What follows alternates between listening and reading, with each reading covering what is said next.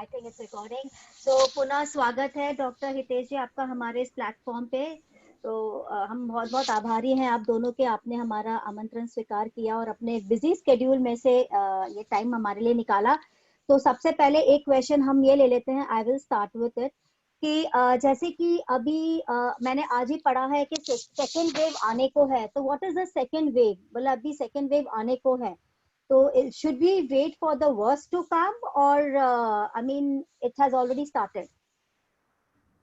देखिए, ये जो सेकेंड वेव की बात हो रही है ना, वो ऐसा होता है कि कुछ चीजें कुछ एरियाज में कम हो गई थी। जैसे यूरोप में कई पार्ट में, इटली में जब शुरू हुआ था वायरस एंड ऑल, तो काफी प्रभावशाली वायरस था। अपने इंडिया का उनके कंपैरिजन में बहुत ही कम प्रभाव पड़ा है। और अब उन सारे एरियाज में, लंदन में, यूएस में थोड़े केसेस और बढ़ने लगे हैं। तो ऐसा नहीं है कि हमें इसके लिए सतर्कता ज्यादा कर देनी चाहिए। मेरी एडवाइस तो ये है कि हमें शुरू से ही ये सतर्कता पहले से ही एकदम टॉप लेवल पे या मैक्सिमम लेवल पे रखनी ही चाहिए। Second wave, third wave is not, India में जो कहेंगे हम, वो तो सिर्फ हमारी जो टेस्टिंग है, हम लोग जो टेस्ट कर रहे हैं उनकी क्षमता, हमारी टेस्ट करने की क्षमता बहुत ही बढ़ गई है। अब इसके लिए जो केसेस आगे आ रहे हैं वो ज्यादा दिख रहे हैं, इसके लिए लग रहा है कि ये सेकेंड वेव आ रहा है इंडिया में, but there is nothing so. अब हमारी टेस्टिंग लेवल जो है वो बहुत बढ़ गई है, इसकी वजह से ये ऐसा लग रहा है। Okay, we have Nidhi Jain who would like to ask something. Nidhi, can you please unmute yourself? Yeah. Yeah. Good morning, doctor, and we're really honored to have you here on this platform, and really appreciate your time. During this pandemic, also you are there with us. So, doctor, I have a question. We've been listening about these complications जो post COVID होते हैं. I have heard from a few people कि post COVID ऐसे होता है, वैसे होता है. तो how is it? And how can we gauge? क्योंकि एक बार you are COVID negative and you are home. So then आप कैसे पता कर सकते हो कि is there some complication coming up and what is the remedy for that? Okay, देखिए, मैं हिंदी में ही आंसर करूंगा if you don't mind, because I think the general crowd will understand it that way. पहली बात तो किसे कॉम्प्लिकेशन आएगा किसे नहीं आएगा ये कहना बहुत मुश्किल है, बट जनरली जो हाई रिस्क ग्रुप रहता है, जैसे उम्र ज्यादा है, किसी को diabetes, blood pressure, heart disease, lung disease है, अस्थमा है, तो उन्हें ठीक होने के बाद भी कॉम्प्लिकेशंस होने के चांसेस ज्यादा रहते हैं।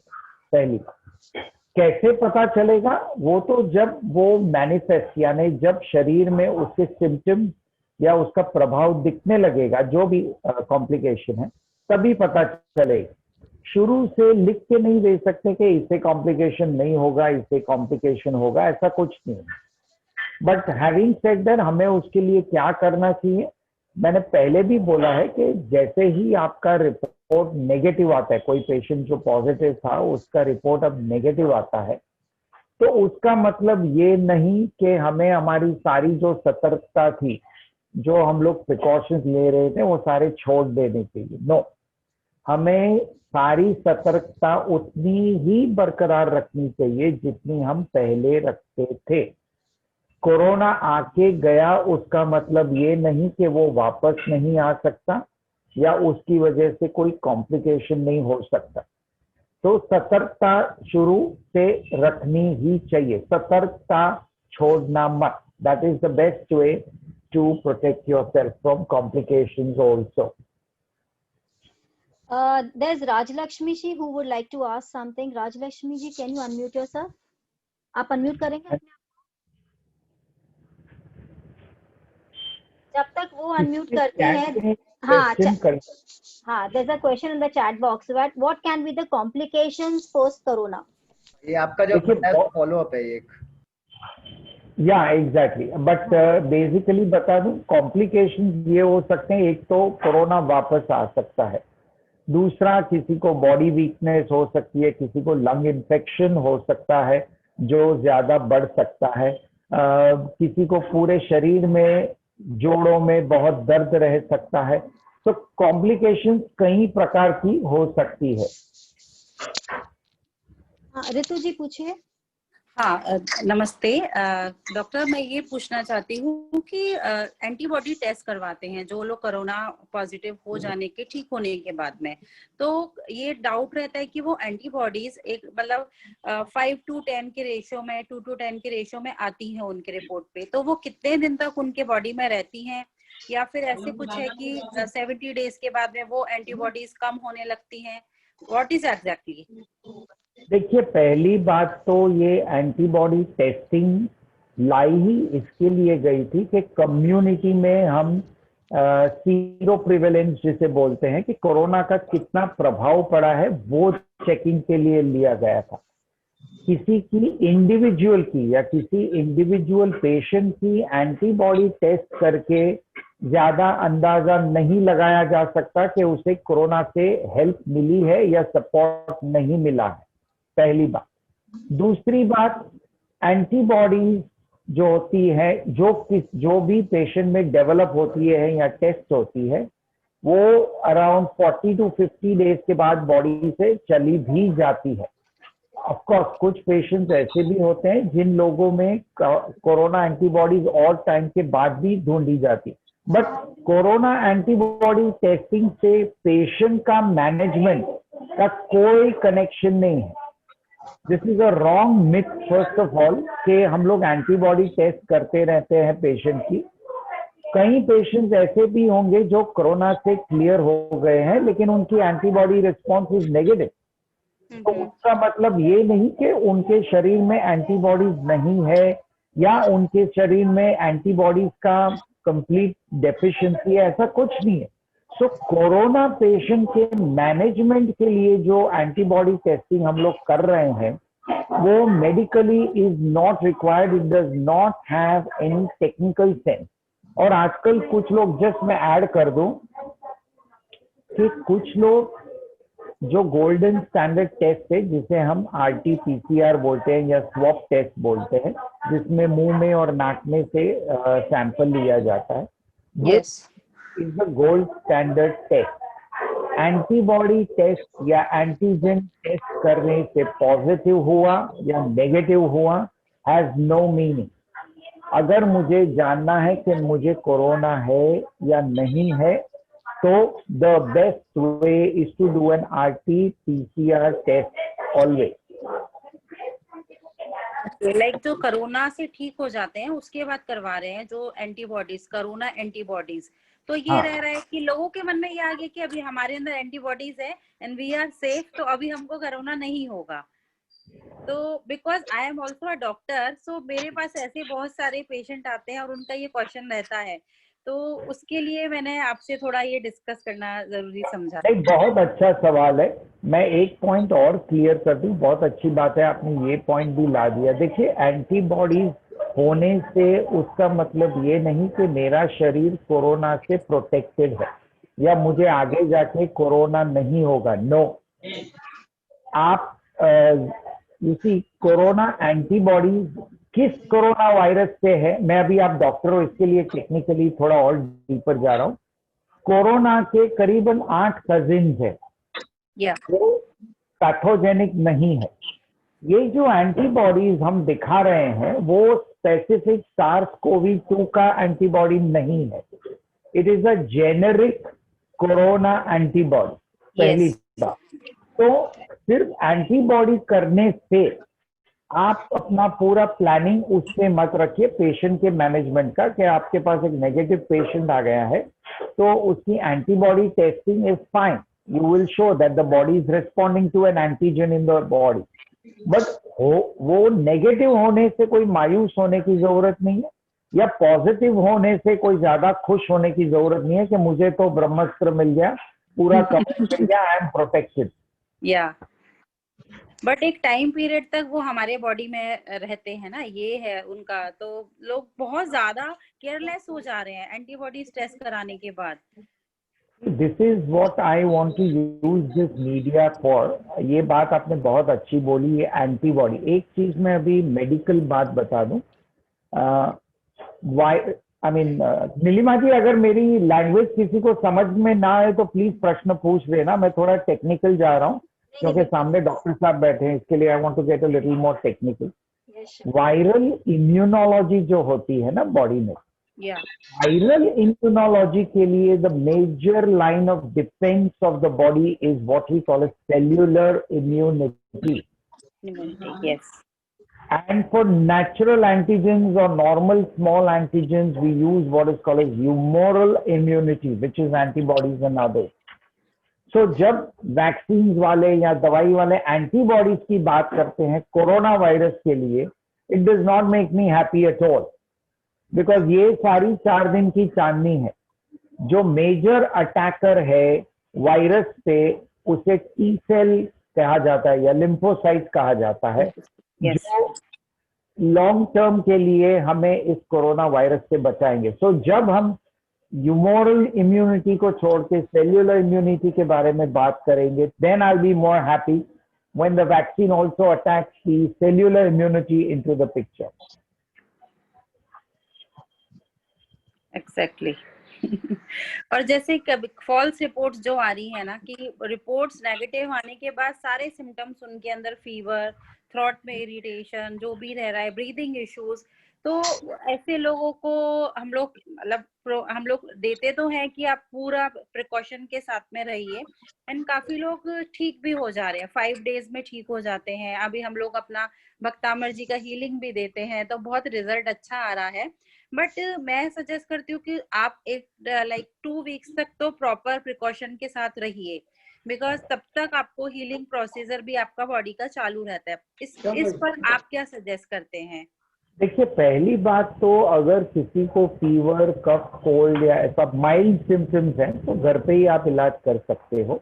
लेकिन अगर किसी को सांस लेने में तकलीफ हो रही है, उनका ऑक्सीजन सैचुरेशन नीचे जा रहा है, तो ही और शी मस्ट बी हॉस्पिटलाइज्ड। उन्हें हॉस्पिटल में, सर तब, sorry to interrupt you, but उनका तभी भी ये सारे सिम्टम्स के साथ उनका टेस्ट नेगेटिव आ रहा है, रिपोर्ट नेगेटिव आ रही है। देखिए मैं ऑलवेज एक डाउटफुल कंडीशन है कि कोरोना है या नहीं है।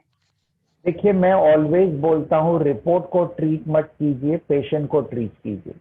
पेशेंट की कंडीशन ठीक नहीं है, उसे हॉस्पिटलाइज होना जरूरी है, पहली बात।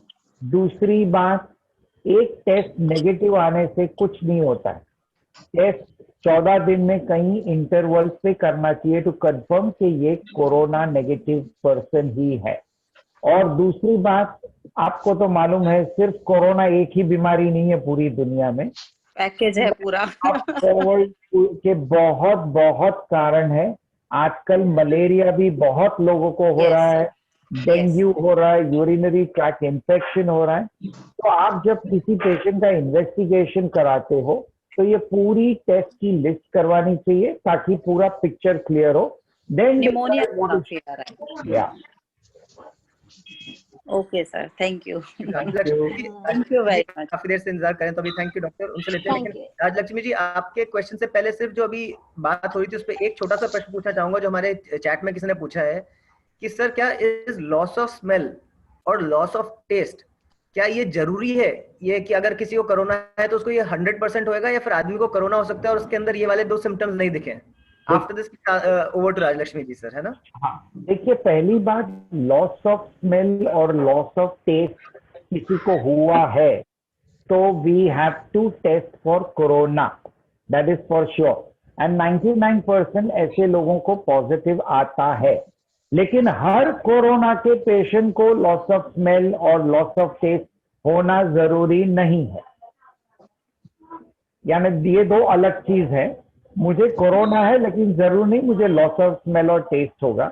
लेकिन अगर मुझे सिर्फ लॉस ऑफ स्मेल और टेस्ट है और कोई सिम्टम्स नहीं है, मुझे कोरोना का टेस्ट कराना बहुत ही जरूरी है।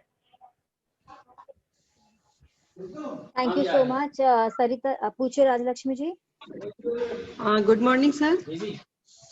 या सर, मुझे पूछना था कि जैसे सभी के सिम्टम्स अलग अलग आते हैं इसमें, तो फिर दवा का आप कैसे डिसाइड करते हैं और उनको 15-20 दिन तक जैसे रखते हैं तो क्या दवाई होती है उनकी फिर?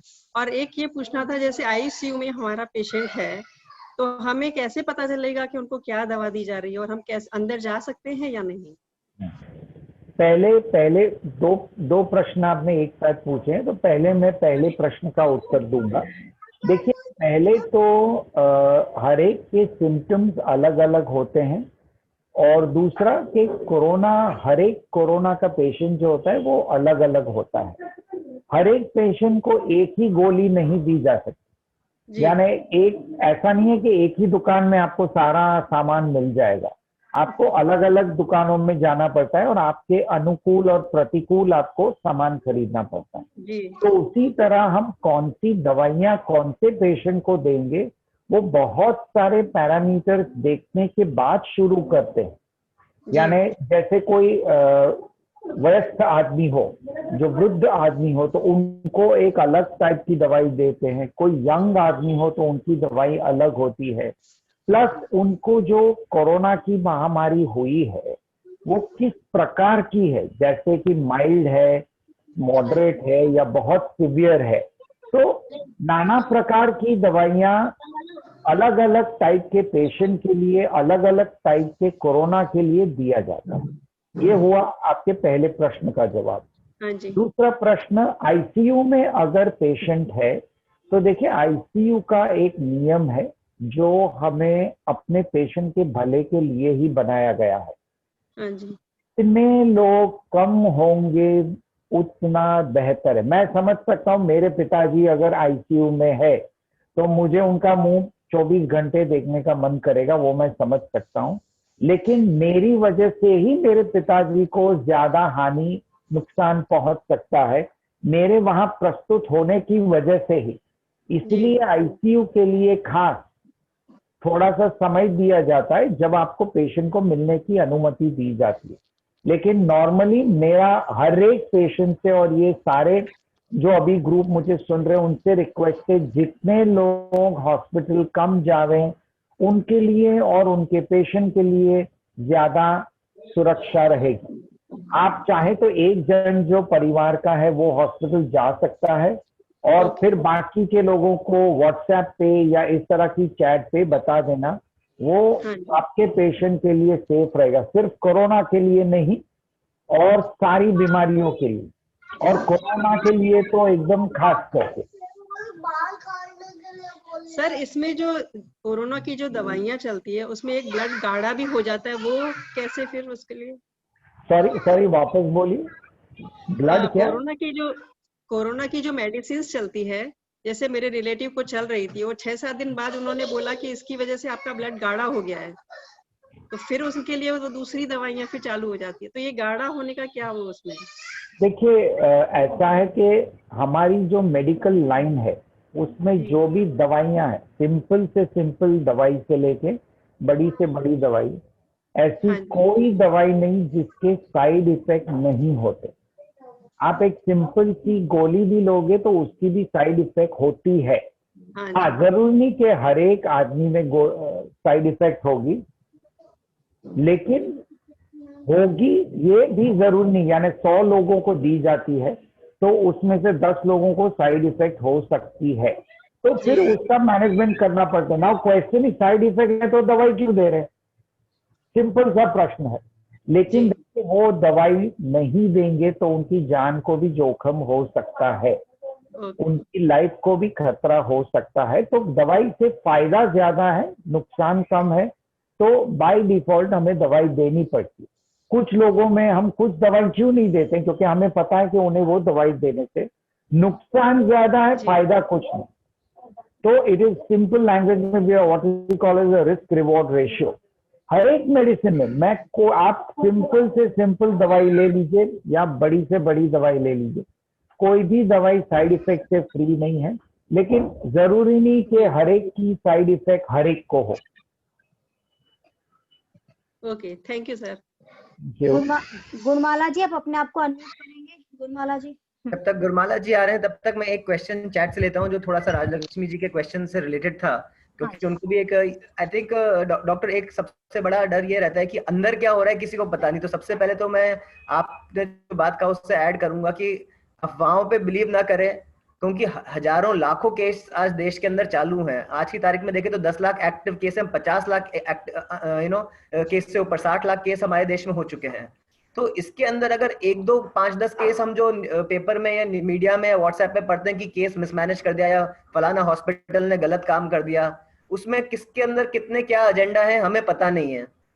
ये नहीं कह रहा कि कहीं पे गलती नहीं होगी, कभी कभी गलती भी होगी। आज डॉक्टर साहब ये हम उनको भगवान के रूप में मान सकते हैं या फिर हम उनको हैवान के रूप में मान सकते हैं, लेकिन है वो इंसान, ना भगवान है ना हैवान है ना। वो हर आदमी अपने से अच्छी तरीके से कोशिश कर रहा है। कुछ में गलती जान करके 90% of the cases, 99% of the cases में ये मानना पड़ेगा कि गलती जान करके नहीं होती।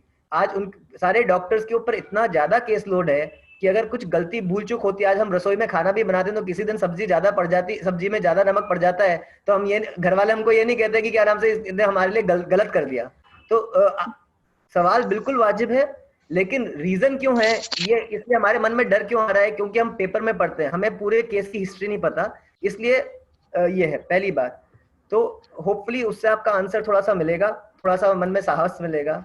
डॉक्टर, जब तक दूसरे क्वेश्चन आ रहे हैं, उस टाइम पे एक क्वेश्चन था संजय जी का, था कि उनके पिताजी 77 साल के हैं, 77 ईयर्स के हैं, जो कोरोना पॉजिटिव हैं, वो हॉस्पिटलाइज हो चुके हैं और उनका ट्रीटमेंट चालू है, प्लाज्मा ट्रीटमेंट भी दिया हुआ है। कल तक वो ऑक्सीजन पे थे, लेकिन प्रॉब्लम उनको जो ये है कि उनका कफ अभी भी कम नहीं हो रहा है, और सबको डर लग रहा है कि अगर जब तक कफ कम नहीं होगा तो क्या कोई तरीका है। तो सबसे पहले आप आंसर देंगे, उससे पहले मैं संजय जी को एक छोटी सी राय दूंगा। आपके जो डॉक्टर हैं, प्लीज उनका कोर्स चलाइए, क्योंकि अगर वो ऑक्सीजन दे रहे हैं, उनको हॉस्पिटलाइज कर रखा है इतने दिनों से, तो उनका एक लाइन ऑफ ट्रीटमेंट जो डॉक्टर हितेश ने पहले बताया था कि हर एक पेशेंट की अलग अलग दवाइयां होती है, अलग अलग कोर्स रहता है। तो वाइल मैं डॉक्टर हितेश को बोलूंगा अपना सुझाव देने के लिए, लेकिन मेरे एक और विनती है कि जितने ज्यादा लोग इसमें होते हैं, इंग्लिश में एक कहावत है कि too many cooks spoil a broth, जितने ज्यादा लोग घुसेंगे, मैंने वापस एक किचन की एक एनालॉजी दे दी कि जितने ज्यादा क्या नाम से रसोइये रहेंगे उतनी ज्यादा मिठाई में खराब होएगी। तो उसी तरीके से आप उनसे समझिए कि क्या डॉक्टर की लाइन क्या है। आप किसी से कंफर्म कर रहे हैं तो आपको कंफर्म ये करना चाहिए कि हमारे डॉक्टर ने ये बताया है, क्या ये, अगर आपको सेकंड ओपिनियन के हिसाब से लेना है तो। लेकिन प्लीज पैच वर्क के अंदर एक काम एक तरफ से, दूसरा काम दूसरी तरफ से ना जाए। मुझे पता है संजय जी का इंटेंशन वो नहीं है, लेकिन क्योंकि इतने सारे लोग हैं और ये काफी एक हमारी हिंदुस्तानी तरीका है, इसलिए मैंने एक आपके आंसर से पहले डॉक्टर हितेश, मैंने एक छोटी सी टिप्पणी कर दी। Over to you. बिल्कुल, आपने जो बोला केशव जी वो 100% सही है। Too many cooks always spoil the broth. और मैम आपसे रिक्वेस्ट है कि ये जो आपको कंसर्न्स हैं वो हमेशा जो डॉक्टर ग्राउंड पे आपके पेशेंट के साथ है, जो उसका इलाज कर रहा है, उससे पूछना बहुत बेहतर है। बिकॉज यहाँ रिमोटली बैठ के जस्ट 2 मिनट में आपके पेशेंट के कंडीशन देख के मैं जवाब दे दूं, that is not fair to the patient first of all. So आपसे विनती है कि आप अपने डॉक्टर की ही सलाह ले जो उनका अभी इलाज कर रहे हैं। And Keshav is absolutely right in what he said. Thank you so much Keshav for putting up this thing. And Hitesh ji, एक चैट बॉक्स में क्वेश्चन था कि इंक्यूबेशन कितने दिन का होना चाहिए, लाइक जो आइसोलेशन होता है पीरियड, वो कितने? अरे आपका सवाल सुनाई, प्लीज रिपीट। आइसोलेशन जो पीरियड है वो कितने दिन तक का रहना चाहिए? देखिए, नॉर्मली हम लोग 14 दिन का आइसोलेशन रखते हैं, क्वारंटाइन रखते हैं टेक्निकली स्पीकिंग। घर पे या सेंटर में आजकल ऐसा है कि जैसे ही टेस्ट नेगेटिव आने लगते हैं पेशेंट के, वो लोग पेशेंट को डिस्चार्ज कर देते हैं, क्योंकि वो सेंटर में अभी उनका कोई इलाज या कुछ नहीं चल रहा है। लेकिन घर पे जाने के बाद हर एक पेशेंट को रिक्वेस्ट है कि भले वो नेगेटिव हो गए हों, लेकिन मिनिमम 14 दिन तक घर पे अपना 14 दिन का क्वारंटाइन फॉलो करें।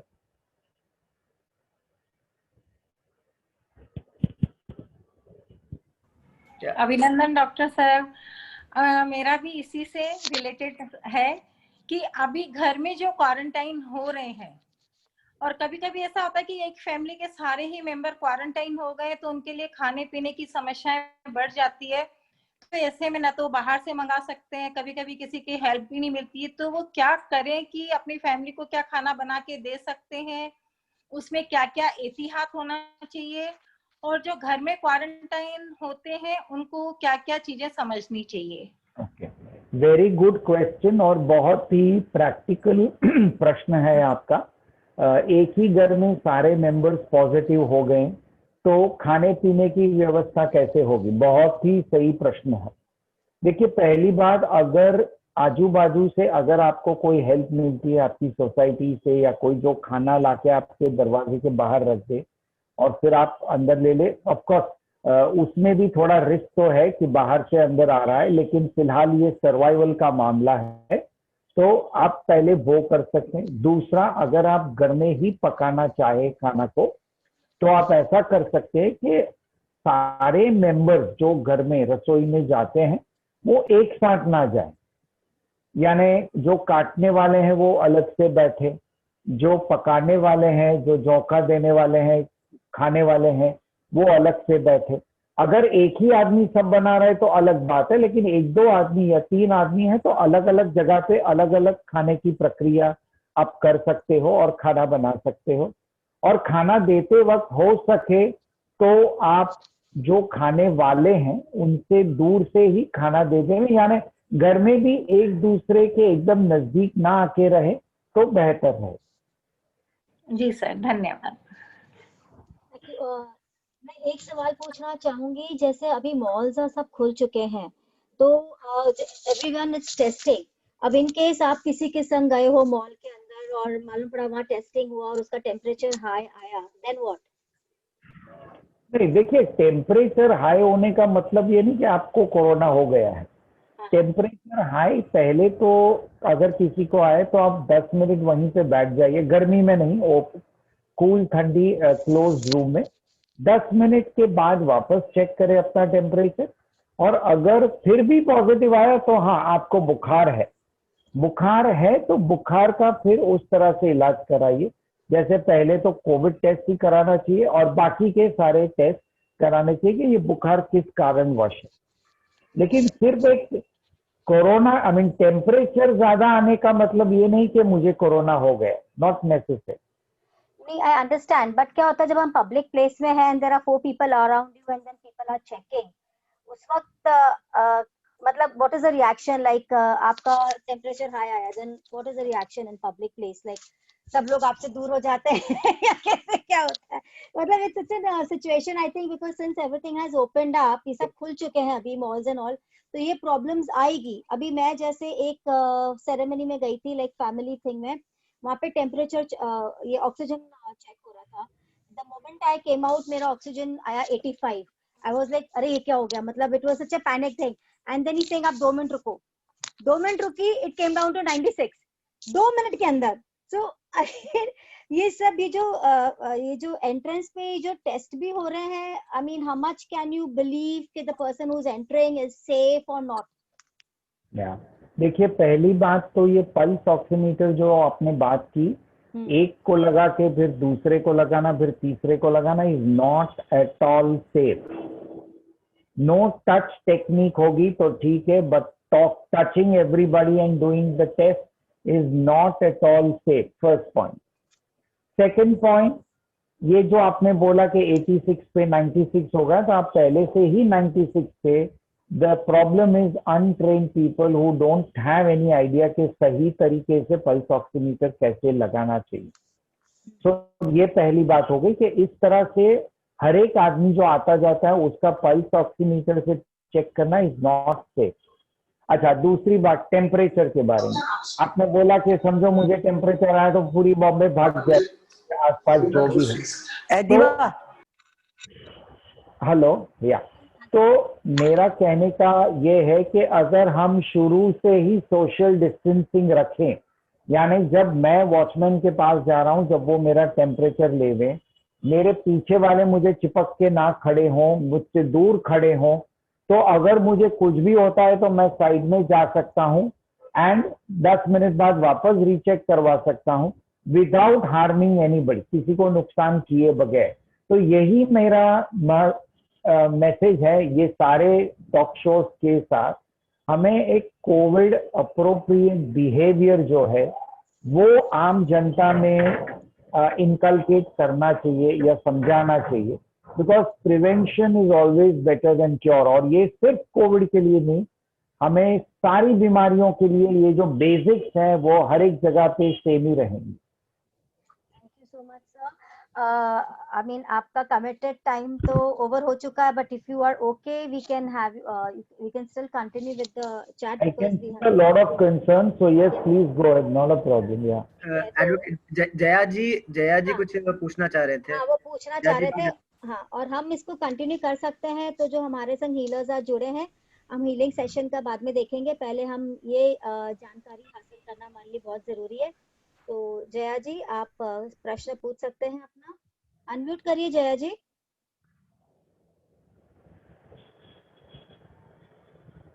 हाँ हेलो, हाँ नमस्कार डॉक्टर साहब, जय जिनेंद्र। मेरे एक क्वेश्चन का जवाब तो आपने दे दिया। जो ऑक्सीमीटर एक पे लगा के दूसरे पे लगाते हैं तो टच करने वाला है, वो प्रोसेस गलत है कि उससे इन्फेक्टेड हो जाता है, तो उसका जवाब आपने दे दिया। अच्छा, एक चीज मैं आपसे गाइडेंस लेना चाहूंगी, ठीक सब कर इसको। हाँ हाँ, जैसे इन सब से अनइन्फेक्टेड करते हैं घर में भी, दिखाओ उधर, तो क्या ये सब कारगर है या हमारे मन का भ्रम है? एक मिनट इसको लो, हाँ हाँ एक मिनट ले। और एक ये है, तो कोई भी अगर घर में आता है, कोई भी, चाहे कोई स्टाफ आए, चाहे कोई सफाई वाला आए, जैसे कूड़ा उठाने वाला आए, सबको इससे चेक करते हैं हम लोग। इसमें 97 से ऊपर होता है तो सोचते हैं इट्स ओके। और जैसे किसी का 110 भी आ जाता है तो उसको हम कहते हैं पहले आप 10 मिनट रुको, जब टेम्परेचर उनका कम होता है, नॉर्मल होता है, तो हम उनको अलाउ करते हैं। अब घर में आज 5 महीने है, कभी प्लम्बर भी आ गया, बहुत रेयर बुलाते हैं लेकिन आ ही जाते हैं, तो उन सबको इससे चेक करते हैं क्या ये वर्थ है, इट्स वर्थ, ये सही है, या हमारे मन का भ्रम है कि हमें संतोष हो जाता है जी नहीं ऐसा नहीं है, सही है क्या, ये सही है क्या? थोड़ी सी गाइडेंस चाहिए थी इसके लिए। देखिए, आपने 2 प्रश्न पूछे। एक तो आपने जो इंफ्रारेड थर्मोमीटर के बारे में पूछा, और दूसरा वो सैनिटाइजर का जो इक्विपमेंट है सैनिटाइजेशन का, उसके बारे में। तो पहले थर्मोमीटर के बारे में बताऊंगा। देखिए, टेम्परेचर चेक करना बिल्कुल सही है और बिल्कुल सेफ है। देखिए, ना करने से जो आपको नुकसान है, कोई बीमार आदमी आपके घर में आ जाए, आई मीन ऑफ कोर्स मैंने जैसे पहले बताया कि सिर्फ टेम्परेचर चेक करने से पता नहीं चलता है कि किसी को कोरोना है या नहीं, लेकिन एटलीस्ट वो मुझे कुछ मदद तो कर सकता है कि कोई किसी को बुखार है तो मैं उसे घर में नहीं आने दे सकती। तो उस हिसाब से help from the temperature is definitely there. तो ये टेम्परेचर का फायदा तो है। दूसरा रहा, आप जो सैनिटाइजेशन के लिए पूरे घर में स्प्रे करवाते हैं, खाली ये देखिए, फायदा तो वो सैनिटाइजेशन के लिए जो केमिकल है, वो केमिकल तो अच्छा ही होगा आई बिलीव, बिकॉज बहुत सारे केमिकल अब मार्केट में आ गए हैं। तो परंतु उससे आपको कोई नुकसान नहीं होना चाहिए केमिकल की वजह से। जैसे जब ये केमिकल स्प्रे किया जाता है तो उस वक्त जो आदमी स्प्रे कर रहा है उसे पूरा बॉडी में पीपी पहन लेना चाहिए, ताकि वो कोई केमिकल सूंघ ना ले या उसकी चमड़ी को लग ना जाए। सिर्फ मास्क पहनने से नहीं होगा, पूरा शरीर का पीपी पहन लेना चाहिए जब वो स्प्रे कर रहे हैं। पहली बात, केमिकल से आपके घर में सफाई हो रही है तो अच्छी बात है, उसमें मुझे कोई एतराज नहीं है, लेकिन बार बार केमिकल यूज करना या बार बार स्प्रे करते रहना जस्ट मेरे मन की शांति के लिए, वो ठीक बात नहीं है। आपको स्प्रे करना है तो उस केमिकल से कितने, एक पहला स्प्रे हुआ है तो दूसरा स्प्रे कितने हफ्ते बाद या कितने दिनों बाद करना तो आपको। डॉक्टर साहब, जैसे ये स्प्रे मॉर्निंग में हम लोग करते हैं, उसके बाद सफाई हो जाती है, पोछा वोछा लगाते हैं ताकि छोटे बच्चे भी हैं तो उनको भी इन्फेक्शन नहीं हुए, ऑफिस में और घर में सुबह सुबह। लेकिन ये है कि पीपी किट पहन के नहीं करवाते हैं, मास्क पहन के करवाते हैं और तुरंत नहला देते हैं उसको। सर्वेंट करता है और उसको तुरंत भेज देते हैं नहाने के लिए कि आप नहा के आ जाओ। पीपी किट नहीं यूज करते हैं। क्या एक बार पीपी किट यूज करने के बाद दोबारा यूज की जा सकती है या यूज एंड थ्रो होती है ये? देखिए, पीपी किट सारी यूज एंड थ्रो होती है, कभी भी दोबारा हम लोग यूज नहीं करते हैं। तो मास्क भी होता है ना, कपड़े का अगर मास्क होता है तो वो रीयूजेबल होता है, लेकिन बाकी जो ऑर्डिनरी मास्क आते हैं वो सारे थ्रो मास्क होते हैं। कपड़े का मास्क होगा तो ही reusable which, you have to wash वॉश। अगर कपड़े का नहीं है तो मास्क आपको थ्रो करना पड़ेगा, यानी आपकी मास्क वॉशेबल है, नॉन वॉशेबल है, that you will have to see from the purchaser. अच्छा, स्प्रे कर रहे हैं तो कौन सा केमिकल स्प्रे कर रहे हैं वो जानना बहुत जरूरी, और उस केमिकल का जो सप्लायर है उसके साथ आप समझ लें टेक्निकली कि ये कितना फ्रीक्वेंटली यूज करना चाहिए, बिकॉज रोज कर सकते हैं या दिन हफ्ते में 1 या 2 बार करना है। इम्पोर्टेंट थिंग ये आप ध्यान रखना कि साफ सफाई के जो बेसिक हमारे नियम है घर की सफाई के, अपने छत से लेके जमीन तक, वो आप ना भूलना। ये आप स्प्रे करें, अच्छी बात है, मुझे कोई एतराज नहीं है, बट फ्रीक्वेंटली स्प्रे मत करना। Thank you so much Jaya ji. Actually आपको मैंने म्यूट कर दिया बिकॉज आपके घर से बहुत आवाजें आ रही थी। अब आप अपने आप को अनम्यूट कर सकते हैं।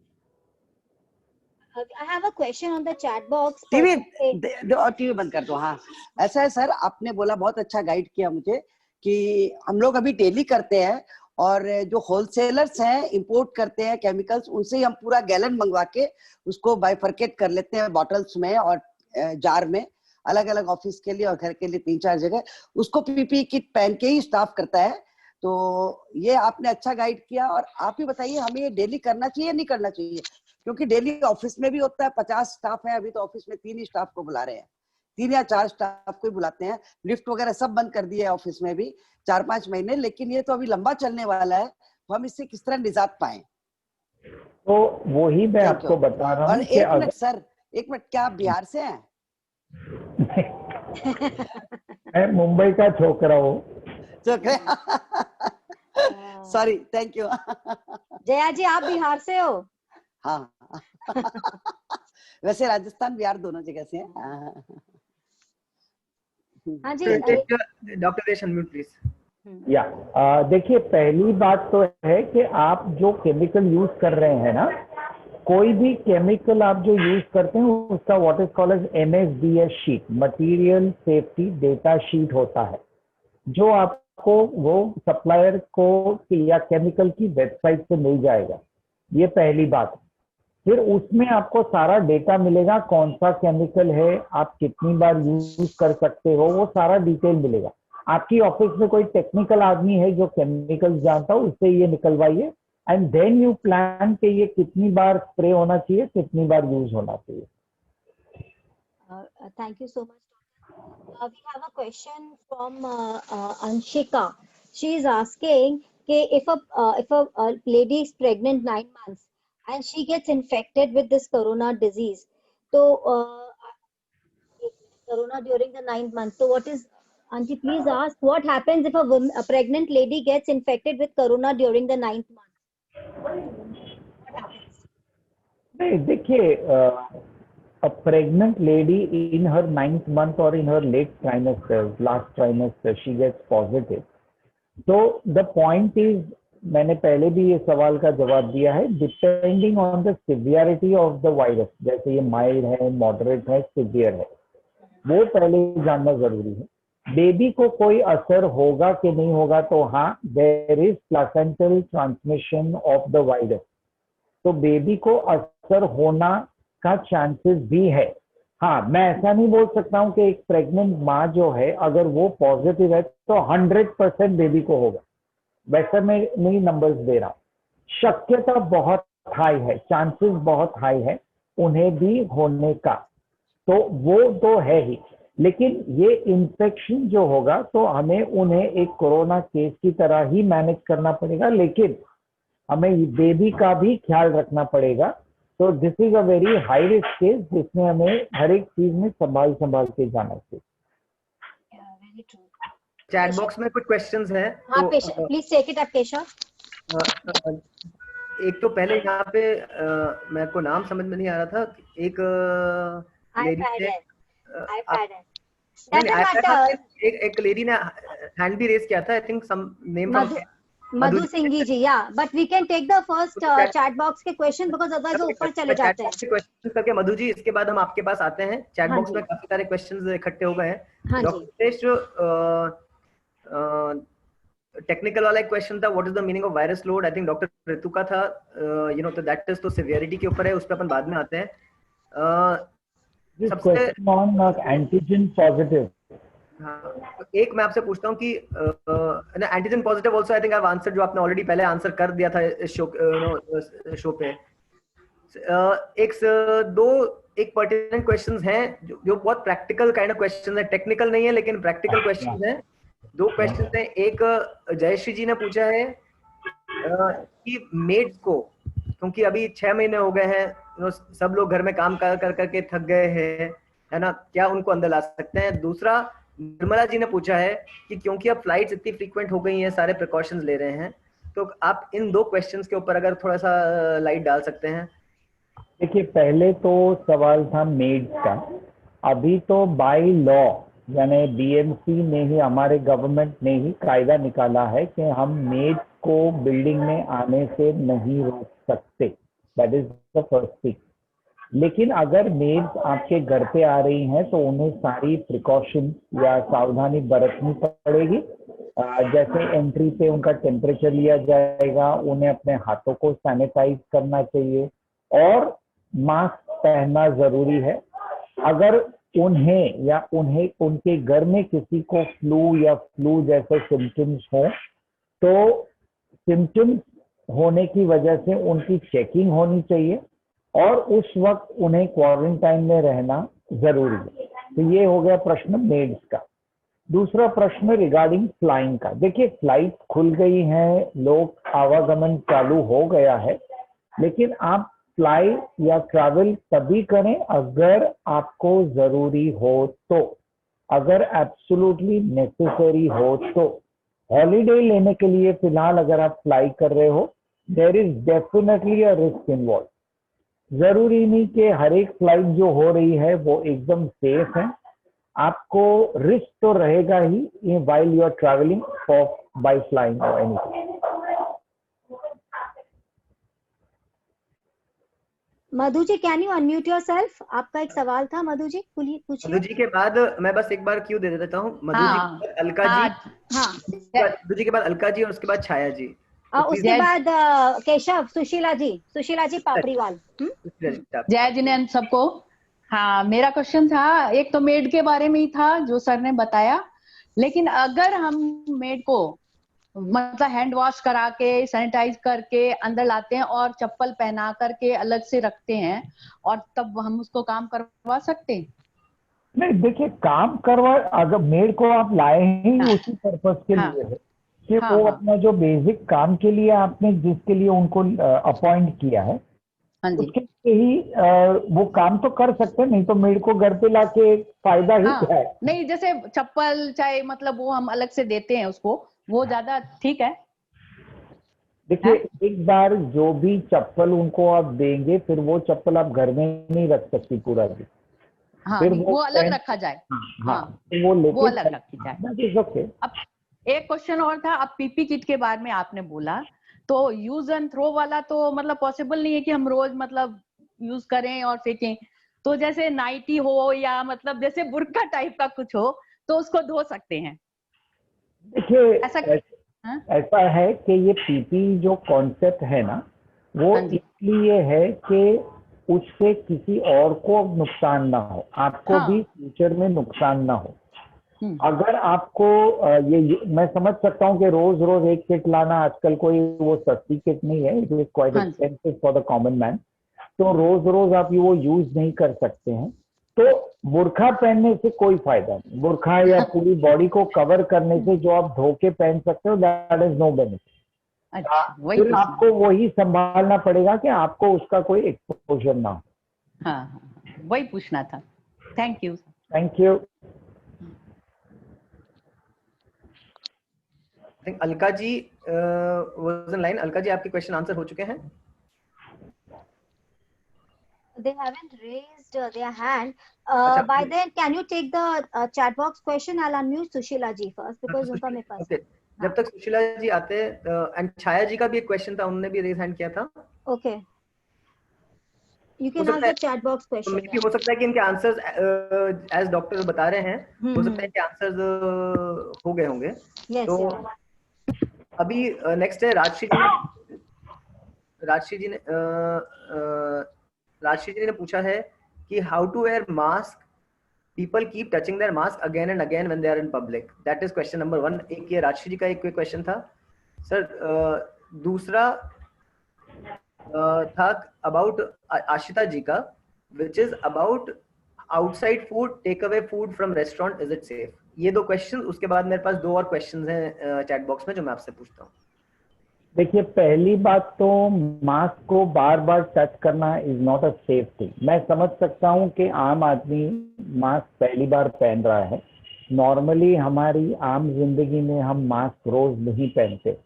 ये कोरोना की बदौलत या थैंक्स टू कोरोना हमें ये मास्क सबको पहनना पड़ता है. तो शुरू में हो सकता है कि हम मास्क से कंफर्टेबल ना हो, बार बार इसके लिए हमें बार बार उसे एडजस्ट करना पड़ता है. लेकिन आई वुड रिक्वेस्ट कि हम एक बार मास्क पहन लेंगे और बाहर निकल गए हों तो उसे हाथ लगाना is not a safe thing. Because जो बाहर का क्षेत्र है, जो पूरी बाहर की दुनिया के साथ कांटेक्ट में आएगा, बाहर के एनवायरनमेंट में कांटेक्ट में आएगा, वो क्षेत्र के साथ ये मास्क पूरा दिन इंटरेक्ट करता रहता है. तो वो कचरा पूरा लगता है, और कचरा पूरा लगता है, उसको हम हाथ लगाएंगे तो चांसेस ऑफ इन्फेक्शन हमारे हाथ में आने का बहुत बढ़ जाता है. तो हो सके उतना अपना मास्क का एडजस्टमेंट घर से निकलने से पहले कर ले, एंड फिर हो सके उतना मास्क को प्लीज हाथ मत लगाइए. It is safer that way.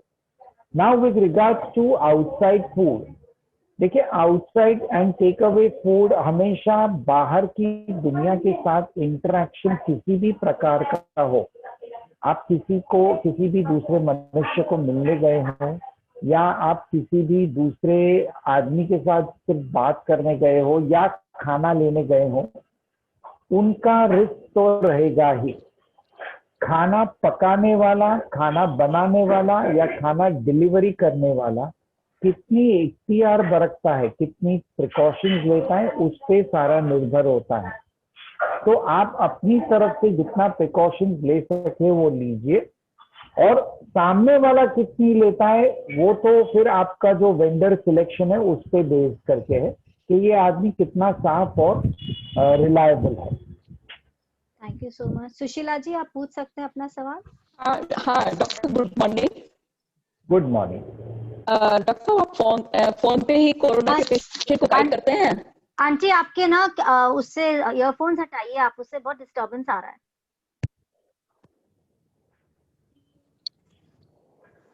Hello. हाँ जी, बोलिए. हाँ बोलिए. डॉक्टर, आप फोन पे गाइड करते हैं पेशेंट के लिए? नहीं, देखिए phone treatment depends on the patient. मैं हमेशा वीडियो कंसल्ट करना चाहूंगा. मैं पेशेंट को देखना चाहूंगा एंड बात करना चाहूंगा, फिर ही उसका ट्रीटमेंट होता है. Yes, video consultation is very much on. Hello, I think she is, I think ये डॉक्टर आपने she has logged in through mobiles, तो उनके वॉइस इको बहुत हो रहा था, इसलिए मैंने ही उन्हें म्यूट किया है. We can unmute her again. ले लेता हूं जो चैट बॉक्स के अंदर आए हैं. एक बड़ा इंटरेस्टिंग क्वेश्चन है. आपका नंबर दे दीजिए. मैम, मैंने सुशीला जी मैंने ग्रुप पे भी डाला है. डॉक्टर साहब का मोबाइल नंबर नहीं मिलेगा. जो भी क्वेश्चन है आप नीलिमा जी के थ्रू पूछ सकते हैं, क्योंकि एक सिंपल केस जो रहता है उसके अंदर आप second opinion as a proper doctor रहेंगे. ये एक जनरल इंफॉर्मेशन सेशन है. सो डॉक्टर, अगर आपको एनी पर्टिकुलर पेशेंट के बारे में कुछ करनी है तो उसका एक अलग तरीके से सिस्टम रहेगा. ये आज का सेशन हमारा सिर्फ जनरल है. डॉक्टर साहब का mobile would not be the right way to go about it. ठीक है जी ma'am? Okay, thank you. Okay, तो डॉक्टर, एक बड़ा इंटरेस्टिंग क्वेश्चन आया है एक्चुअली, और in the interest of time मैं 2 क्वेश्चन आपसे पूछता हूँ जो चैट बॉक्स में हमारे पास आए हैं. कि अगर कोई मेरे घर पे आता है, जैसे एडवोकेट साहब ने पहले बोला था मैडम ने कि हम उनका टेम्परेचर लेते हैं, कोई भी घर में आता है, पता लगा उस टाइम टेम्परेचर नॉर्मल है, आके चले गए, उसके बाद 4 दिन बाद हमें न्यूज आती है कि क्या नाम से उनको पॉजिटिव हो गया है, तो उस टाइम क्या करना चाहिए? That is question number 1, right? Question number 2 is by Ashita ji. उनका कहना है कि जब से कोविड हुआ है बहुत डर है सबके लोगों में, और इस वजह से सही मायने में लोग एक दूसरे से मिलना बंद कर दिए हैं या बहुत कम कर दिए हैं। बंद तो नहीं कहूंगा, क्योंकि हम सब जानते हैं कि हम अपने जान में हम सब जानते हैं हम लोग किससे कितना इसका पालन कर रहे हैं, फिर भी काफी कम हो गया है। लेकिन उसकी वजह से 2 चीजें हो रही है, एक तो मेंटल हेल्थ और फिजिकल हेल्थ दोनों पे इफेक्ट पड़ रहा है, और दूसरा स्पेशली बच्चों पे, क्योंकि वो भी नहीं किसी से मिल पा रहे हैं, तो क्या उनके डेवलपमेंट में और दूसरा उनकी इम्यूनिटी पे, इन दोनों चीजों पे क्या फर्क पड़ेगा? तो पहले इजी क्वेश्चन ले लीजिए, उसके बाद ये लंबा वाला क्वेश्चन है तो उसके ऊपर आइए। तो ये 2 प्रश्न पूछे गए। एक तो कांटेक्ट जिसके आप संपर्क में आए हो वो थोड़े दिन बाद पॉजिटिव निकला, तो हमें क्या करना चाहिए?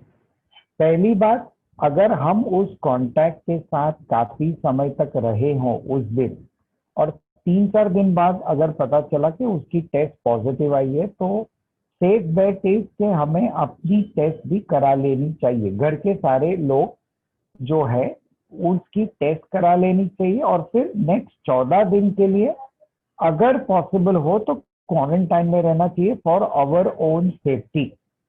That is for the question number 1। दूसरी बात, बच्चों के लिए, देखिए बच्चों को एक क्लोज एनवायरनमेंट में पूरा दिन घर पे बिठा के रखेंगे, no doubt, there is no doubt that it will not affect their development और मेंटल हेल्थ। बच्चों पे मानसिक तथा शारीरिक असर पड़ेगा ही, there is no question on that.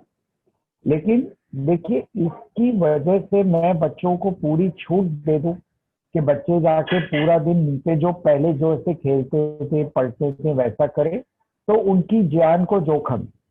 तो ये दोनों जो रिस्क है उसमें कौन सा रिस्क कम है, कौन सा ज्यादा है, ये हर एक माँ बाप डिसाइड कर सकता है। डॉक्टर साहब, आपने जैसे पहले बोला था रिस्क रिवॉर्ड रेशियो, ये और ये चीज आई थिंक एक चीज हमें सबको सोचनी चाहिए कि रिस्क और रिवॉर्ड रेशियो क्या है।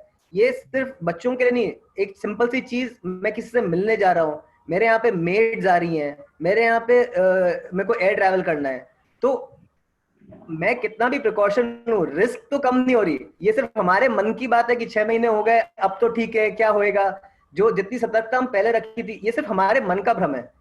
हमको रिवॉर्ड से कितना प्यार है उस, और उससे हम कितनी रिस्क लेने को तैयार हैं, ये चीज कोई डॉक्टर, कोई भी आदमी आपका ये आंसर नहीं कर सकता। एयर ट्रैवल करना, ठीक है ना, अब इसका सिंपल है, रिस्क है, आपको पता है इसमें रिस्क है, घर में रहने से ज्यादा रिस्क है, लेकिन जिस चीज से हम कर रहे हैं वो हमको कितनी ज्यादा जरूरी है। मेड घर में बुलाना, आप कितना ही उसको चप्पल पहना दें, आप उसको पीपीई किट पहना के काम करवा लें, तो भी वो रिस्क कम नहीं होती। एक्सटर्नल आदमी आ रहा है, चाहे हम बाहर से खाना मंगा रहे हैं, है ना, अगर हम वो भी कर रहे हैं तो रिस्क तो है।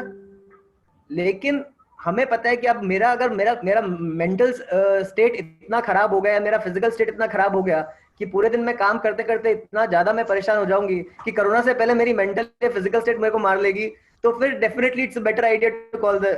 लेकिन सिर्फ आप 6 महीने हो गए, कब तक मैं काम करूंगी, और इसके लिए तो ये रिस्क और रिवॉर्ड हमें सबको पता है। एक तरफ कोरोना की रिस्क है, एक तरफ रिवॉर्ड, जो भी हम एक्टिविटी कर रहे हैं उसका क्या रिवॉर्ड है, तो ये संतुलन ना डॉक्टर साहब, ना नीलिमा जी, ना मैं, कोई भी नहीं बता पाएगा, ये अपने आप को डिसाइड करना है। Yeah, very well said, Keshav. That's very true. We have to make our own judgments. छाया जी, आप अपने आप को अनम्यूट करेंगे प्लीज? छाया जी, अनम्यूट करिए छाया जी। मधु जी बोरा, आप अपने आप को अनम्यूट करिए। डॉक्टर साहब, जब तक लोग अनम्यूट कर रहे हैं और क्वेश्चन पूछ रहे हैं, तब तक मैं आपको एक क्वेश्चन जो जनरल नोटिस हो रहा है और शायद से कुछ लोगों के दिमाग में होगा, पता नहीं उन्होंने पूछा है नहीं पूछा है ना। दो क्वेश्चंस में वापस से, मैं आई थिंक मैं आज सारी चीजें आपसे दो की मात्रा में पूछ रहा हूँ। तो पहला क्वेश्चन ये है कि हम लोगों को सबको हमारी भारतीय संस्कृति पे प्यार है, और हमको हमारी जड़ी बूटियों पे भी प्यार है ना, सारे नुस्खे टोटके हैं, तो मैंने खुद ने देखा है कुछ लोगों के पास जिनको 14 दिन के आइसोलेशन के बाद निकले हैं, मेरे प्रिय मित्र हैं, आज उनके गले में अल्सर्स हो गए क्योंकि बेहिसाब काढ़ा पिया। कुछ लोगों को कोरोना हुआ नहीं, उससे पहले भी प्रिकॉशनरी में बेहिसाब, ये न्यूज़पेपर में भी आर्टिकल थी कि डॉक्टर्स काफी चीज इससे झेल रहे हैं कि ये होम रेमेडी वाइल गर्म पानी या जरूरी है। यू नो व्हाट्सएप पे आज कल नया वो चल रहा है कि दो बूंद नींबू अपने गले में डाल, नाक में डालो, तेज सांस लो और पूरा कोरोना कफ बाहर आ जाएगा, 10 मिनट के अंदर पूरा देश हो जाएगा। मैं ये नहीं कह रहा कि इन सब चीजों में तथ्य नहीं है या फिर कुछ नहीं है, लेकिन इसका कितना असर व्हाट्सएप यूनिवर्सिटी का हो रहा है, क्वेश्चन नंबर 1। क्वेश्चन नंबर 2 जो मैं आपसे पूछना चाह रहा हूँ, ये थोड़ा सा बड़ा क्वेश्चन है। काफी लोग देख रहे हैं कि अरे मेरे को लॉस ऑफ स्मेल हो गया, लॉस ऑफ टच हो, लॉस ऑफ स्मेल हो गया, लॉस ऑफ टेस्ट हो गया, मेरे को थोड़ा फीवर भी है, गले में भी खराश है, तो इसका मतलब तो है कि मेरे को क्या नाम से 100% कोरोना हो गया।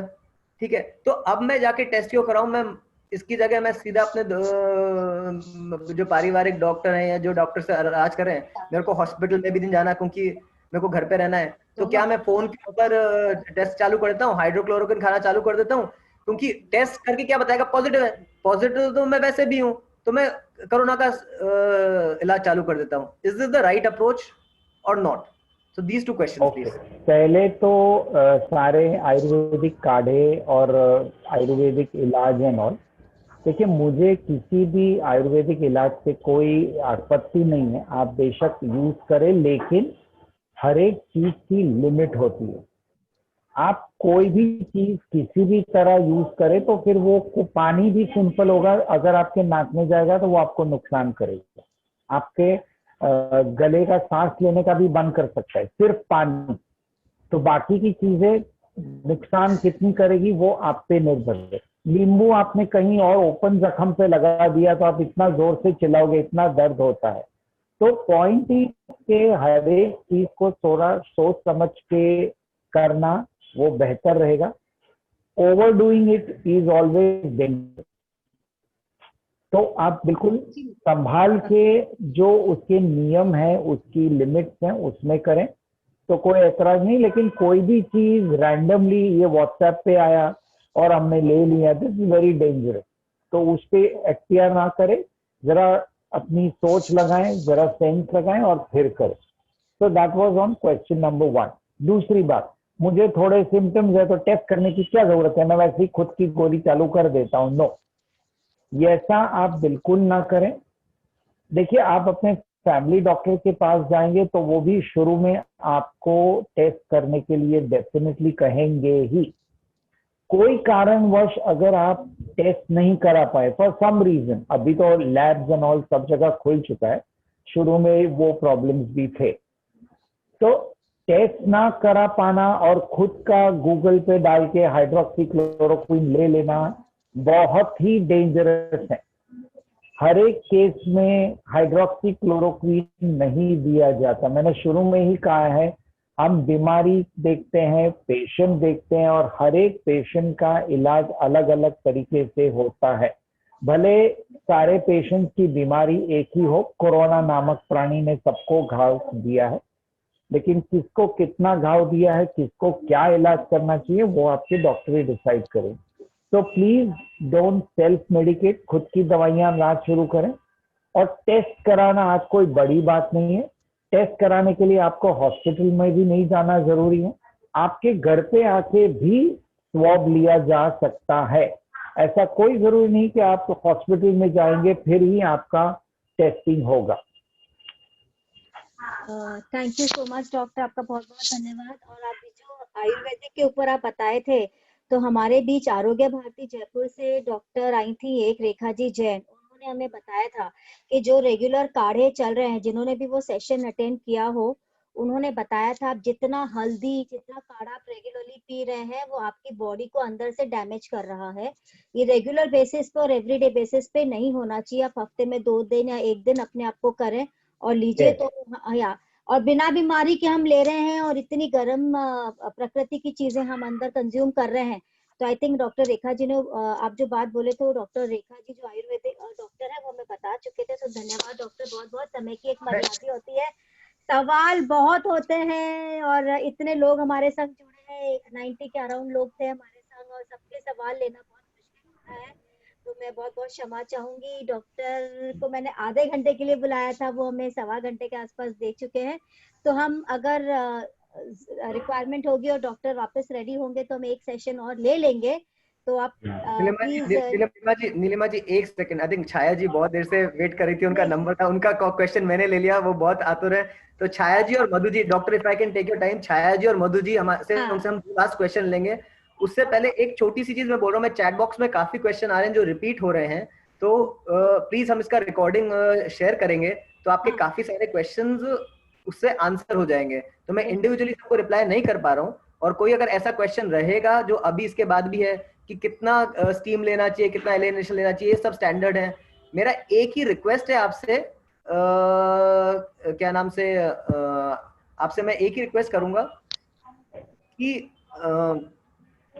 आप जो भी प्रिकॉशंस ले रहे हैं, राइट, और आप जो एडिशनल करना चाह रहे हैं वो एक अच्छी बात है, लेकिन व्हाट्सएप पे क्योंकि मेरी चाची ने कहा है या फिर मेरी मित्र ने कहा है या हम सोसाइटी में किसी रिस्पेक्टफुल पर्सन ने हमारे ग्रुप पे डाला है, उसको प्लीज आंख बंद करके मत लें, प्लीज आंख बंद करके मत लें, क्योंकि वो भी डॉक्टर नहीं है, उन्होंने चाहे वो, और क्या होता है किसी भी, आज ऐसा लगता है कि एम्स के डॉक्टर पर्चा लिखने की जगह व्हाट्सएप मैसेजेस लिख रहे हैं, क्योंकि हर एक मैसेज के नीचे फलाना फलाना डॉक्टर एम्स, फलाना फलाना डॉक्टर कोरोना स्पेशलिस्ट।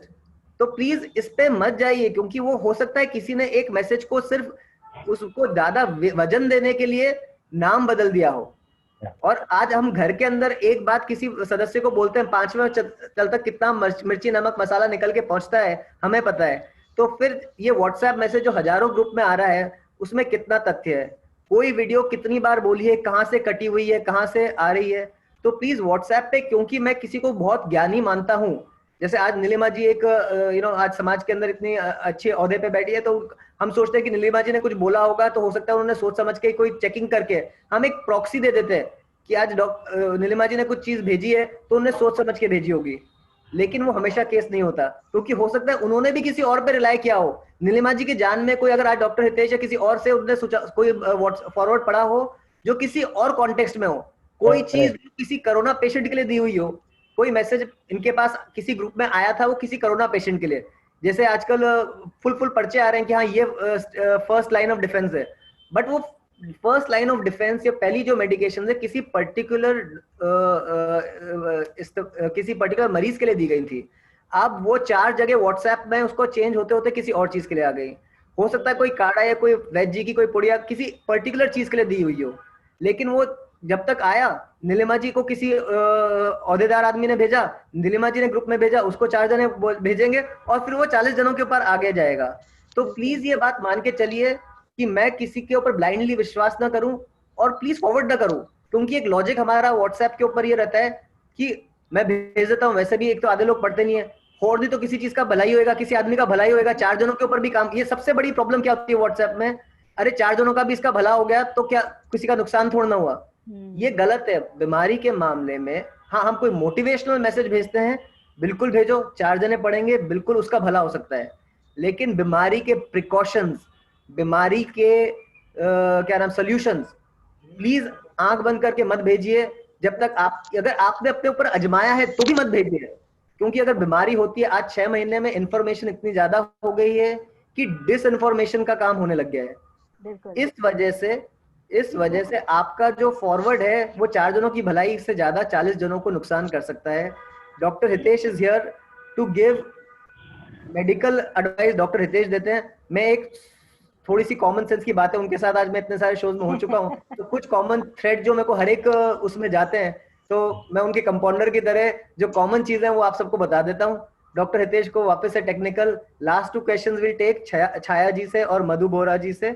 उसके बाद मैं नीलिमा जी से रिक्वेस्ट करूंगा कि आज हमने डॉक्टर साहब का काफी टाइम ले लिया है ना, तो these 2 questions and thank you so much, सभी को बहुत बहुत धन्यवाद। एंड माफी चाहता हूँ, काफी क्वेश्चंस आ रहे हैं जो चैट बॉक्स के अंदर, हम उनका आंसर नहीं कर पाएंगे आज, लेकिन अगर जरूरत रहेगी तो हम आगे। छाया जी ओवर टू यू, प्लीज अपने आप को अनम्यूट कीजिए और आंसर पूछिए। जय जिनेंद्र।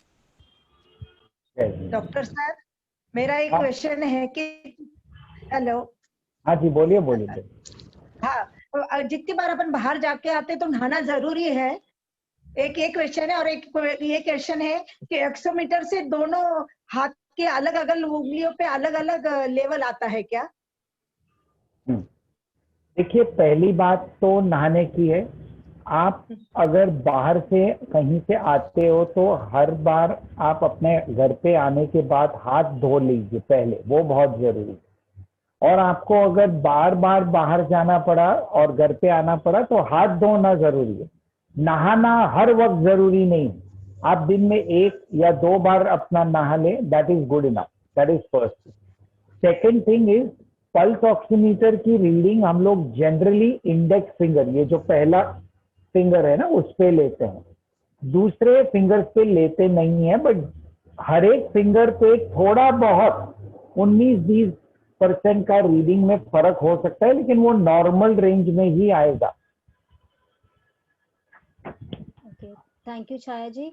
मधु जी, आप अपने आप को अनम्यूट करेंगे? विनीता, अनम्यूट करो अपने आप को। नहीं, राइट हैंड लेफ्ट हैंड का अलग अलग लेवल आ रहा है। घर में करे थे पोते का, तो इसलिए पूछना था। नहीं, देखिए, पहली बात कितना अलग आ रहा था वो जरूरी है जानना।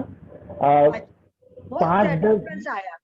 हाँ, तो थोड़ा डिफरेंस होगा ही। हमारा शरीर जरूरी नहीं कि हर एक बात में कांस्टेंट रहे, नॉर्मल रेंज में रहना चाहिए, फिक्स नहीं रहेगा कभी भी। ओके, धन्यवाद। हाँ मधु जी पूछिए, विनीता पूछो। हाँ, जय जिनेंद्र, अभी प्रेजेंट सिचुएशन में एसिम्प्टोमेटिक पेशेंट्स बहुत ज्यादा हो गए हैं। लाइक 3-4 दिन पहले कोई गेस्ट आए, वो एकदम नॉर्मल थे। 4 दिन बाद जाके उनको आया कि उनको फीवर हो रहा है, कोरोना पॉजिटिव है। तो हम खुद को कैसे प्रोटेक्ट करें ऐसे लोगों से? एंड नेक्स्ट क्वेश्चन इज, हम मार्केट से जो वेजिटेबल्स लाते हैं उनको लाइक कैसे यूज करना? वॉश करके यूज करते हैं पर फिर भी बहुत रिस्क रहता है उससे। Madhu ji, before doctor answers I will say कि पहला जो क्वेश्चन है वो ऑलरेडी पूछा गया है, तो अब रिकॉर्डिंग आएगा, आप उसमें से I will not waste his time more. Okay. और ये चैट बॉक्स में भी बार बार क्वेश्चन आ रहे हैं कि कौन सा टेस्ट, मैं उसी का भी एक आंसर दे देता हूँ। डॉक्टर हितेश ने पहले भी बोला है, any doubt there is only one and only one test which is RT-PCR test. आपका मधु जी शॉर्ट में आंसर देता हूं, अगर आपको ऐसा कहीं भी डाउट होता है, सबसे पहला काम self isolate, second test. That will be your first line of defence किसी के लिए भी।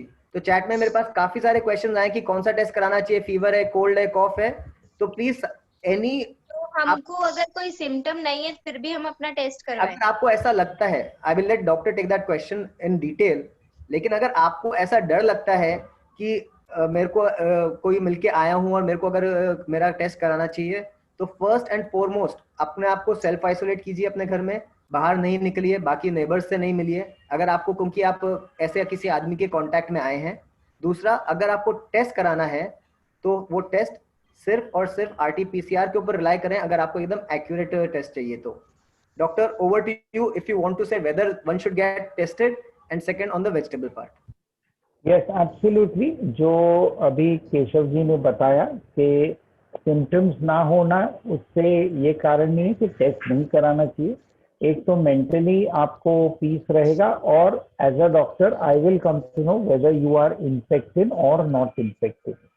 तो दैट इज पार्ट 1। दूसरा है कि वेजिटेबल्स हम बाहर से लाते हैं तो रिस्क तो रहेगा ही, उसमें कोई डाउट नहीं है। लेकिन वेजिटेबल्स जब आप घर पे लावें तो सीधा अपना हाथ उसमें लगा के खाना, काटने कूटने ना बैठे, उसको एक प्रॉपर पानी और एंटीसेप्टिक सॉल्यूशन में धो डालें। साबुन का पानी हो और भी अच्छा है, बरोबर धो लें, उसके बाद ही उसका कटिंग एंड कुकिंग शुरू कीजिए। Thank you so much doctor Hitesh. I would request you कि आप एक छोटा सा ब्रीफ में पूरा एक सब लोगों की जो भी क्वेरीज हैं आप एक बार क्लियर कर दें। एक छोटा सा ब्रीफ आप दे दीजिए, तो उसके बाद हम सेशन एंड कर देंगे। I think that is the right way to. So ये सारी जो बातें हो रही हैं वो हमें कोविड अप्रोप्रिएट बिहेवियर, यानी कोविड से बचने के लिए जो प्रिकॉशंस हैं आम आदमी को, वो सारे फॉलो करने चाहिए। और प्लीज आपका मास्क, आपका ग्लव, आपके हाथ धोने की प्रक्रिया और सोशल डिस्टेंसिंग, ये चीजों को आप बिल्कुल ना भूलें। कहीं भी किसी भी चीज को ऐसे ही हाथ मत लगाए, हो सके उतना संपर्क या टच करना बाहर की चीजों को आप कम कीजिए। आपके डायरेक्ट हाथों से कोई इंटरमीडिएट हो, जैसे कहीं एक रॉड लेके गए या एक टूथपिक लेके गए तो किसी बटन को छूना है तो उससे छुएंगे और फिर वो टूथपिक जो है वो फेंक देनी है। तो उस तरह से हम लोग करेंगे तो हम अपने आप को बचा पाएंगे। जितना सेफली हम रह सके उतना रहना चाहिए। और दूसरी बात, बाहर की दुनिया के साथ संपर्क रखना जरूरी है, इट्स वेरी नेचुरल, लेकिन सिर्फ वही करें जो जरूरी हो। डोंट ओवरबोर्ड, यानी ज्यादा कुछ अतिशयोक्ति में ना कर लें, या ज्यादा ओवरबोर्ड जाके हम लोग बाहर घूमने गए, यार 6 महीने हो गए अभी मैं पक गया हूँ घर पे बैठ के, मैं ये सब समझ सकता हूँ, लेकिन हमें लंबी जिंदगी जीनी है तो डेंजर को अपने घर में न्योता ना दे। बहुत इंफॉर्मेटिव रहा डॉक्टर साहब आपके संग आज ये सेशन। आधे घंटे के लिए मैंने आपसे टाइम मांगा था, 1.25 घंटा मैंने आपका टाइम ले लिया। आपका बहुत बहुत धन्यवाद। Keshav ji, you were wonderful co-host. I mean, actually people are asking me for your number. मैंने कहा है, मैंने कहा मेरे को बहुत इम्प्रेस हूँ कि मेरा नंबर, डॉक्टर हितेश की शाइनिंग थोड़ी सी मेरे ऊपर भी आ रही है ना। अच्छे लोगों की संगति में रहने के बाद उनका थोड़ा सा शाइनिंग आपके ऊपर आ जाता है। लेकिन मैं ना तो मैं डॉक्टर हूँ ना मैं एक्सपर्ट हूँ, राइट। मैं सबके साथ सुन के अच्छा लगता है कि कुछ थोड़ा सा डॉक्टर अपनी स्पेशलिटी दे पाते हैं, हम अपना सिर्फ टाइम दे रहे हैं, तो उससे अच्छा लगता है कि लोगों की मदद करने के लिए। लेकिन मेरा नंबर आप ले भी सकते हैं, लेकिन मैं कुछ आपकी मदद नहीं कर पाऊंगा, क्योंकि मैं सीधा बोलूंगा कि हम ट्राई करके आपको कुछ आंसर देंगे। तो अगर कोई क्वेश्चन है तो बिल्कुल नीलिमा जी के पास भेजिए। फिर मैं सिर्फ एक सूत्रधार का काम कर सकता हूँ, जो मैं पता कर सकता हूँ कि कौन आपके ये आंसर बेस्ट टू बेस्ट दे सकता है। तो नीलिमा जी को प्लीज क्वेश्चन दीजिए। मेरा नंबर, मैं कोई बड़ा आदमी नहीं हूँ कि मेरे को नंबर देने में प्रॉब्लम है, लेकिन क्योंकि तरीका ये रहेगा, आप नीलिमा जी के पास रहिए, कुछ आंसर अकॉर्डिंगली फिर हम डिसाइड कर सकते हैं कि किस बंदे से आपको कनेक्ट करें जो आपका आंसर बेस्ट टू बेस्ट दे सके। With that at least I will say thank you Nilima ji, and thank you doctor Shah. I will also like to thank doctor Shah for again जो आधे घंटे का सेशन है आपने अपने पर्सनल टाइम में से ऑन अ वीकेंड इतना टाइम निकाल के सबको दिया, और सबने हमारे से इतने अच्छे क्वेश्चन पूछे, क्योंकि जिन्होंने क्वेश्चन पूछे हैं उससे भी कितने लोगों का ज्ञानवर्धन हुआ है। आई थिंक सिर्फ आंसर नहीं, जो क्वेश्चन पूछना भी एक कला है, और जो क्वेश्चन आपने पूछे हैं उससे काफी लोगों के आंसर्स हमने लिखा भी। काफी लोगों ने कहा कि अरे मेरे भी क्वेश्चन था जो ऑलरेडी आंसर हो गया है। तो थैंक यू सब लोगों ने जो आगे बढ़ के क्वेश्चन पूछे हैं, उससे सबका प्लीज अगर हमने किसी का आंसर नहीं दिया हो या रिपीट नहीं किया हो तो प्लीज उसका बुरा मत मानिएगा, क्योंकि 90 लोग थे कॉल पे, सबसे ज्यादा से ज्यादा लोगों को टाइम देना चाह रहे थे। तो thank you once again. Once again, thank you so much, Keshav ji, for accepting the invitation, and Dr. Hitesh, a big thanks to you कि आप बिल्कुल तैयार हो गए मेरे एक आग्रह पे कि बिल्कुल हम देंगे। दोनों का बहुत बहुत धन्यवाद। आज बहुत नॉलेजेबल सेशन रहा। आप लोग सब जो हमारे संग जुड़े हैं उनका भी बहुत धन्यवाद। आपके कारण जो हमें प्रश्न मिले उनका भी हमें भी मतलब आंसर्स मिले हैं। कुछ चीजें हमारे दिमाग में नहीं आती है, और जब ये ग्रुप डिस्कशन होता है तो काफी चीजें हमारी क्लियर हो जाती है। तो आप सभी लोगों का जुड़ने का बहुत धन्यवाद। जिनका हम प्रश्न ना ले पाए हैं उनसे हम क्षमा चाहते हैं। तो कहीं भी अगर हमारे बोलने चालने में कोई भी व्यवहार से अगर किसी को भी हमारे तकलीफ हुई हो तो सभी से उत्तम क्षमा भाव, सब लोग उत्तम क्षमा भाव रखिएगा। And once again we will end the session with a good note. आप लोग सबका दिन बहुत मंगलमय रहे। आपको बहुत धन्यवाद। Thank you. धन्यवाद। Thank you so much everyone. या अभी जो हमारे संग, I just stop the session.